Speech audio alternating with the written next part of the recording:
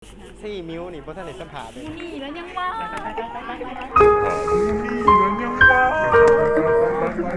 ขวาตัวตีเขาไปเป็นมะลิงกิงกองสารน้องกองดีใจดีใจหลายดีใจหลาย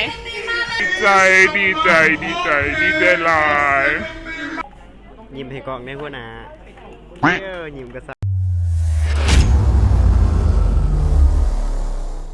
และแล้ววันเวลาก็มาถึงที่พวกเขาจะได้ประกาศชัยชนะให้โลกฮู้ซึ่งวันนี้พวกเขาได้ทำดีที่สุดแล้วในการแข่งขันตอนนี้ซึ่งเขาได้ใช้เวลาในการฝึกฝนยาวนานถึง2 เดือนและเป็นเป้าหมายในการหย่าสิ่งเอาที่ 1ให้ได้และตอนนี้พวกเขาก็ต้องเฮ็ดดีที่สุดโอ้บีซีนึงกับสูง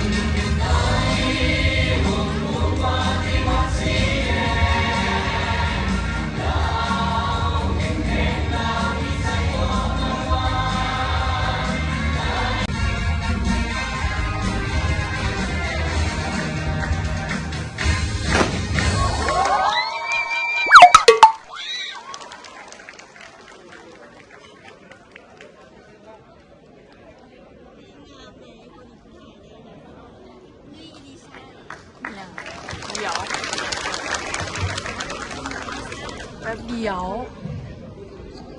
สุดยอดหลายเนาะ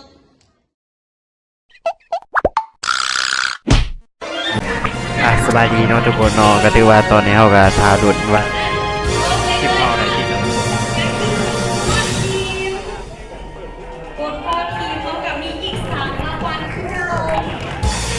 ตอนนี้ก็กำลังดุนเนาะทุกคนเนาะว่าทีมเฮาสิได้ที่เท่าไหร่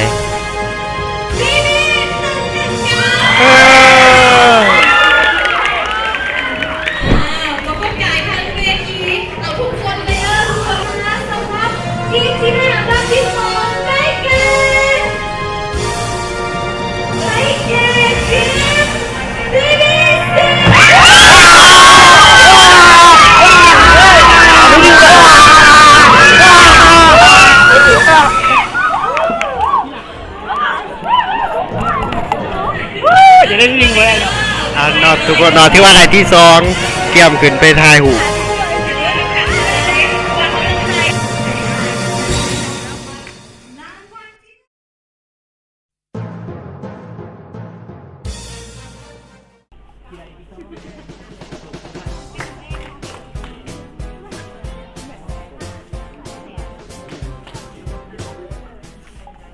ยิ้มให้กองในหัวหน้า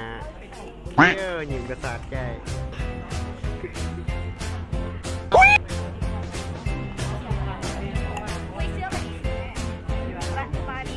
จะได้ก็มันสภาพนั่นนี่ ไปติดต่อ สภาพนั่นนี่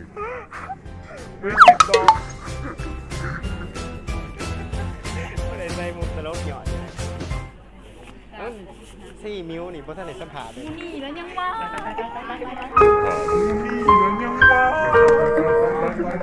ขวาตัวตีเขาไปเป็นมะลิงกิงกองสารน้องกอง ร้อยเลยทุกคนนะจะเป็นบรรยากาศรวมๆไม่จะได้ก่อนสิ ดีใจหลายเนาะที่ว่ามาปีนี้ก็ได้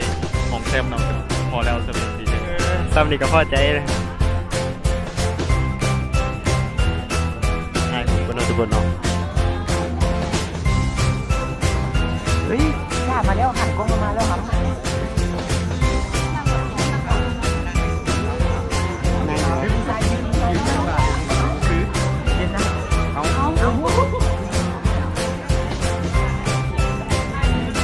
บรรยากาศเป็นยังไง ใช่คือที่อยู่เปล่าตัวนี้น้อยนะขอที่ละ ก็ถือว่าผ่านไปเนาะทุกคนเนาะที่สองโดดด่วนที่สองเนาะทุกคนเนาะก็ถือว่าเป็นความภาคภูมิใจของ BBC 19ของเรา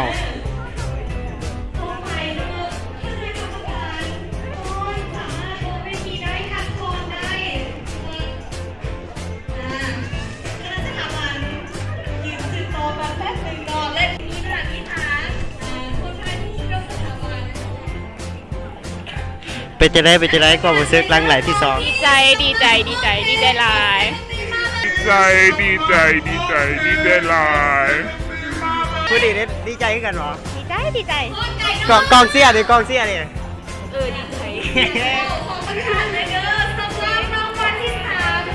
ดีใจอยู่บ่ รู้สึกดีใจอยู่ เพราะว่าผลการแข่งขันของบูฟอของเราก็คือซีซั่นแรกก็ได้ฮับที่2แล้วก็ดีใจนำ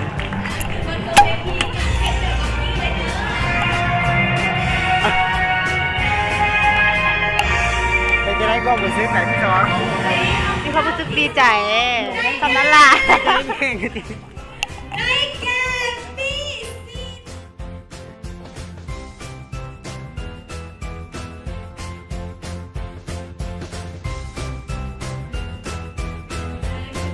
จะได้หัวหน้าทีมก็สภาเป็นจะได้ก็รู้สึก กา เกินคาด ตื่นคาด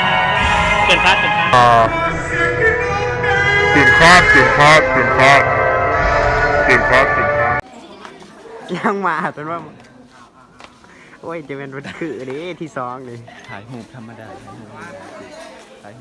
คือ